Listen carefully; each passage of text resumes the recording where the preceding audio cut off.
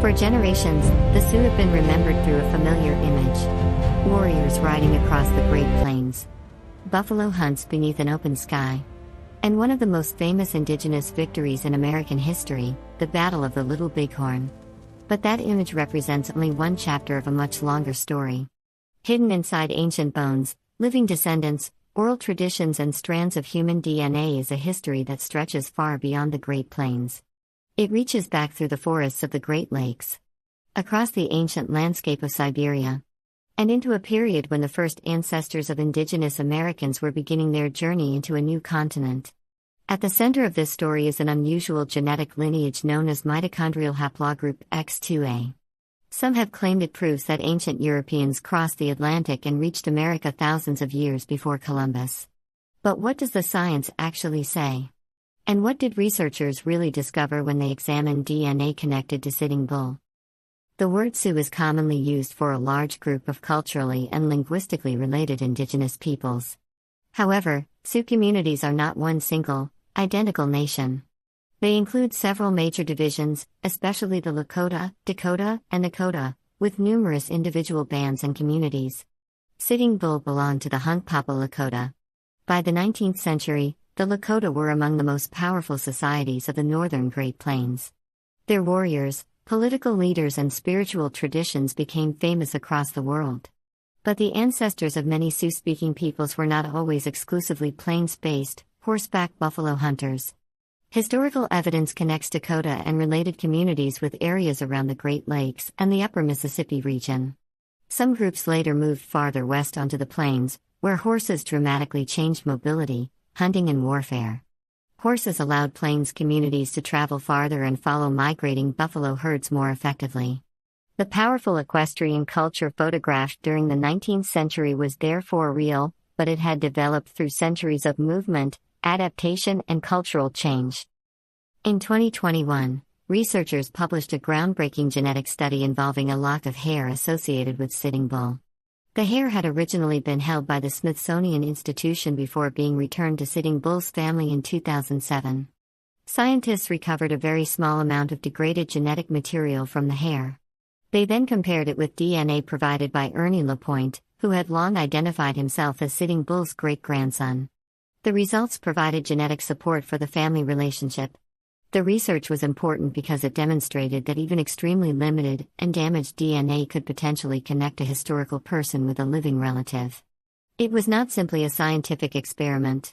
For the family, it supported a relationship that had been preserved through their own history and traditions long before laboratory testing became available.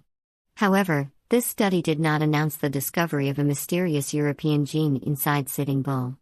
The research concerning Ernie LaPointe focused primarily on confirming a close family relationship through autosomal DNA.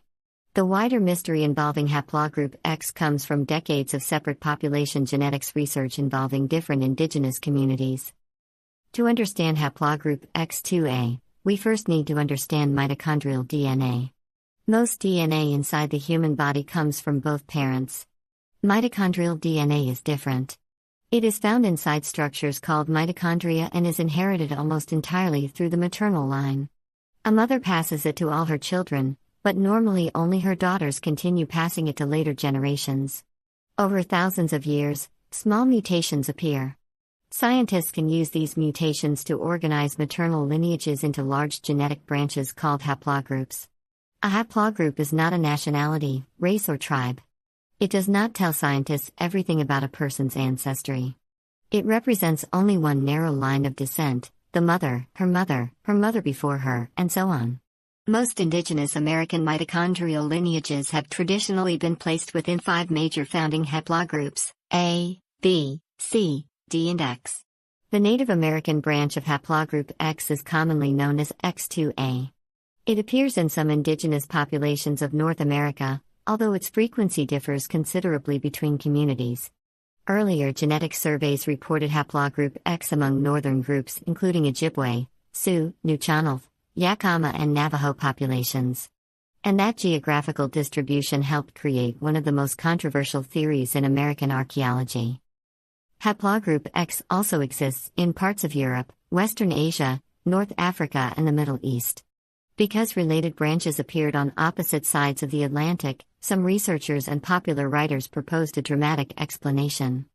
They argued that Ice Age people from Europe may have crossed the North Atlantic thousands of years ago. This became connected with the Solutrean hypothesis. The Solutreans lived in parts of Ice Age Europe more than 17,000 years ago. Supporters of the hypothesis pointed to apparent similarities between certain European stone tools and the later Clovis technology of North America. They suggested that hunters might have traveled along the edge of Atlantic sea ice, gradually reaching the eastern coast of North America. It was a fascinating possibility. It was also extremely controversial. The most important problem is that the Native American branch, X2a, is not identical to the common European branches of Haplogroup X. They are distant relatives on the mitochondrial family tree, not evidence of a recent direct connection. Comprehensive genetic studies have repeatedly concluded that X2a does not provide convincing evidence for a separate prehistoric migration from Europe. Instead, its history appears to be connected with the same broad founding population that carried other indigenous American maternal lineages into the Americas. Ancient DNA provided another major test. For years, the remains commonly known as Kennewick Man or the Ancient One were at the center of debate. Some early interpretations of the skull suggested that he might not be closely related to modern indigenous Americans. But when researchers sequenced his genome, the results showed clear genetic connections to indigenous peoples of North America. Even more significant was the genome of Onzik I, an infant buried in Montana around 12,500 years ago alongside Clovis artifacts. His DNA showed strong ancestry connected to populations from Siberia and to present-day indigenous Americans. This evidence directly challenged the idea that Clovis technology had been introduced by a major migration from Ice Age Europe. The similarities between European and American stone tools may still be interesting. But similar technological solutions can sometimes develop independently when different populations face similar challenges. Tool shape alone is not enough to prove that people crossed an ocean. The real explanation is arguably more complex, and even more fascinating. Ancient DNA shows that the ancestors of indigenous Americans were not descended from one genetically uniform population. Before their descendants entered the Americas, ancient populations across northern Eurasia had already mixed repeatedly. One important discovery came from the remains of a boy who lived near Lake Baikal in Siberia approximately 24,000 years ago. Scientists refer to him as the Malta Boy, or MA1. His genome revealed ancestry related to a population geneticists call ancient North Eurasians. This ancestry was connected, at a deep prehistoric level, both to Western Eurasian populations and to the founding ancestors of indigenous Americans. That does not mean Europeans recently became Native Americans. It means the populations of Ice Age Eurasia were already interconnected thousands of years before the Americas were populated. The founding ancestors of indigenous Americans developed through ancient mixtures involving East Asian-related and ancient North Eurasian-related populations. By the time their descendants moved through Beringia and into the Americas, that mixed ancestry was already part of their genetic history. So a distant Western Eurasian-related signal does not require an Atlantic crossing. It can be explained through much older population movements inside northern Asia. During the Ice Age, sea levels were much lower. Siberia and Alaska were connected by a vast region known as Beringia. It is often described as a narrow land bridge. In reality, it was an enormous landscape containing grasslands, animals, rivers, and human communities. Populations may have lived in and around this region for thousands of years. During that period, some genetic lineages could have developed locally. Other lineages may have disappeared from populations remaining in Asia while surviving among groups that entered the Americas. This is important because modern genetic maps are incomplete. The absence of a lineage in modern Siberian populations does not automatically prove it was never present in ancient Siberia. Populations migrate. Communities become isolated. Some maternal lines grow more common, while others disappear through chance, disease, conflict, or demographic collapse. The genetic record surviving today represents only a fraction of all the people who once lived. But the history of the Sioux cannot be reduced to a laboratory result. Genetics can trace biological relationships. It cannot fully explain language, sovereignty, spirituality, community, or cultural belonging.